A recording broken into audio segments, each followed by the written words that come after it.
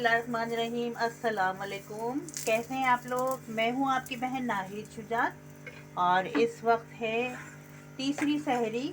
आज तीसरा रमज़ान की सहरी है और मैं बना रही हूं पराठे बच्चों के लिए। तो बस यहाँ पे सहरी की तैयारी हो रही है। मैंने आपको अफ्तारी के टाइम पे दिखाया था मैंने क्या बनाया है सहरी के लिए। मैंने अंडा घुटाला बनाया है और चाय रेडी हो चुकी है। अंडा घुटाला वो सालन भी गरम कर लिया है मैंने।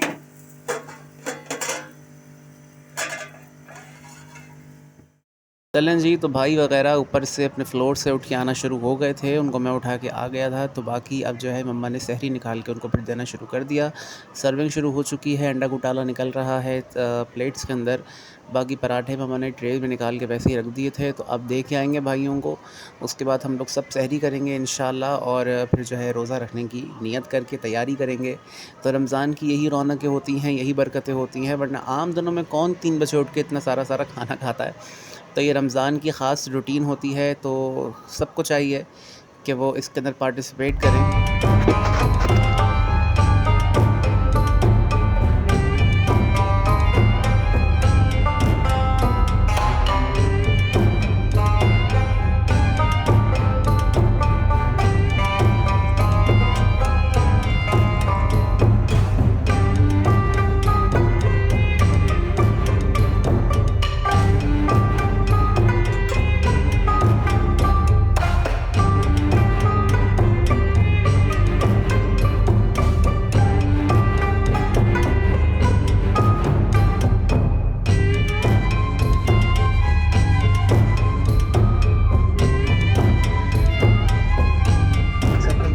तैयार हो गया, जौ का दलिया बनाया हमने और ये तैयार हो गया। अब ये देखेंगे हम लोग जिसको भी देना है।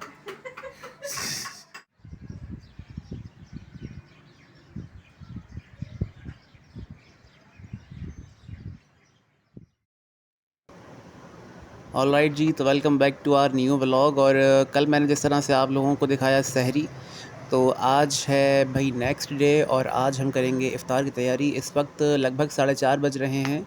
तो मम्मा ने कहा कि किचन में जाके तुम सामान दिखा के आ जाओ जो मैंने काट के रख लिया है, तैयारी करके रख ली है। तो ये है क्या कहते हैं इसको, पालक। पालक के अंदर है सारे मसाले। ये दूसरी जगह रखा है बेसन। बेसन मम्मा ने घोल के रख लिया है। ये बेसन मेरे ख़्याल में इन पकौड़ों के लिए ही है। पालक के अंदर इसको डालेंगे। देखें बेसन कितना गाढ़ा है, इसकी कंसिस्टेंसी देखें, ताकि आपका जो है वो पालक जब इसके अंदर जाएगा तो पालक आपका ज़्यादा रहेगा, मसाला ज़्यादा रहेगा आपका, और बेसन कम होगा। तो इट मीन्स कि आपके पकौड़े बहुत क्रिस्पी बनेंगे और बहुत अच्छे बनेंगे। साथ ही हरी मिर्चें काट के भी रख ली हैं मम्मा ने। इन हरी मिर्चों से हम बनाएंगे पेरी पेरी बाइट्स। इसके अंदर चीज़ डालेंगे और फिर आज इफ्तारी के अंदर इसको बनाएंगे। और उसके अलावा भाई सारे काम करके रख लिए हैं। ये भी दाल बना के रखी है मम्मा ने, चने की दाल है ये। जिस तरह छोले बनते हैं उसी तरह से हमारे यहाँ चने की दाल भी बनती है। मुझे नहीं मालूम मम्मा ने इसकी रेसिपी दी है आप लोगों को कि नहीं दी। अगर नहीं दी होगी तो मैं मम्मा को कहूँगा कि इसकी रेसिपी ज़रूर दें। और साथ ये देखते हैं इसमें क्या है। अरे इसमें तो तेल रखा हुआ है। इसमें तेल रखा हुआ है। मैं दिखाना चाह रहा था आप लोगों को पालक आलू की भुजिया। तो ये खाने में हमने बनाई है पालक आलू की भुजिया। तो ये सहरी के लिए है असल में, क्योंकि इफ्तार के बाद हम लोग खाना नहीं खाते। हमारे यहाँ शुरू से ये रूटीन नहीं है। जब हमारे अब्बू थे, हयात थे वो, तो उस वक्त अब्बू खाते थे खाना। हम लोग छोटे छोटे हुआ करते थे तो हम लोग उनके साथ खा लिया करते थे। लेकिन फिर वो रूटीन बिल्कुल ही ख़त्म हो गई, तो अब कोई नहीं खाता खाना। किसी को अगर भूख लगती है बहुत ज़्यादा तो वो लोग खा लेते हैं, अदरवाइज़ इतना कोई ख़ास हमारे यहाँ खाने का सीन नहीं है। सब इफ्तार करते हैं, उसके बाद फिर सीधा हम लोग सहरी ही करते हैं।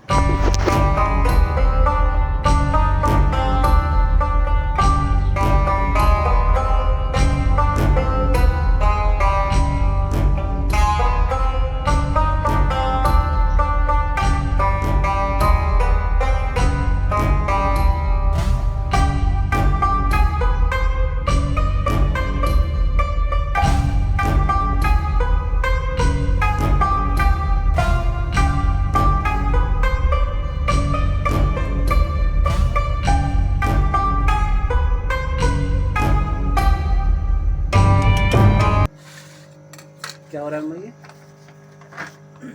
ये चीज़ के मिर्चें बना रही हूँ भर के, सही। चीज़ भर के इसके अंदर, और इसके बनेंगे पकोड़े।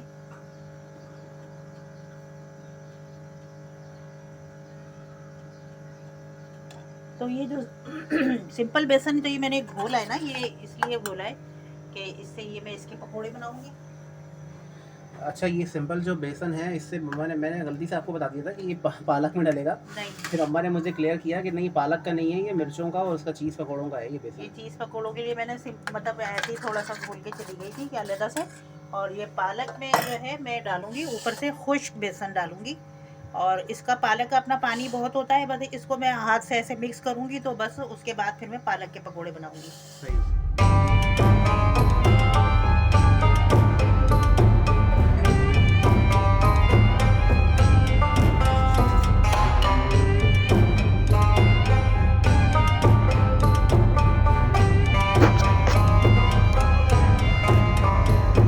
ऑल राइट जी, तो यहाँ पे इख्तितामी मराहिल चल रहे हैं, यानी कि इफ़्तार का वक्त हुआ चाहता है और बस अब कुछ ही देर में हम लोग रोज़ा इफ़्तार करेंगे इंशाल्लाह। पापड़ फ्राई हो रहे हैं, पकोड़े फ्राई हो चुके हैं।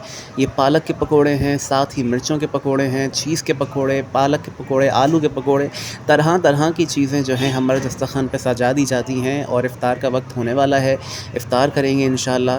तो यहाँ पे लेकिन एक छोटी सी बात है कि एप्रिसिएशन बनती है आपकी वालिदा के लिए, वालिदैन के लिए एप्रिसिएशन बनती है कि ये जो सहरी इफ़्तार का काम होता है ना, ये 10-15 मिनट का काम नहीं है। इसके अंदर आपकी वालिदा के पूरे अब मैं अगर अंदाज़न बताऊं तो 24 घंटे लगते हैं। क्योंकि जिस तरह से मैं देखता हूँ ना कि अगर एक छोलों की चाट बनानी है ना, तो वो भी आप उसके लिए भी कितने घंटे उसके अंदर आपके लग रहे हैं कि पहले छोले भिगोए जा रहे हैं, फिर उसके बाद छोलों को उबालते हैं, फिर उसका मसाला कटता है, फिर जाके वो चाट आपके सामने आती है। तो आपके पूरे बहुत टाइम लग रहा है। तो इससे देखें कि हम लोग थोड़ा सा काम कर लेते हैं, पढ़ने के लिए जाते हैं, थोड़ा काम कर लेते हैं तो थक जाते हैं और फिर उल्टा नखरे दिखाते हैं कि भाई अब हम कोई काम नहीं करेंगे। तो आप ज़रा सोचें फिर अपनी वालिदा के बारे में कि वही पैटर्न है उन लोगों का, तो कितने सालों से रोज़ाना वही काम दोहराने हैं, वही काम दोहराए जा रहे हैं। तो ज़रा सोचें उस ज़ात के बारे में, उस शख्स के बारे में, क्या वो थकते नहीं होंगे?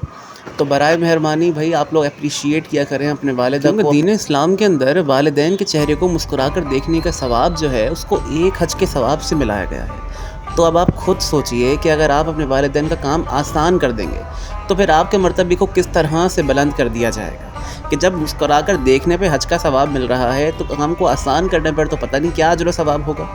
तो देखते रहिए डेली कुकिंग विद नाहीद और मेरी बात पे ज़रा गौर कीजिए।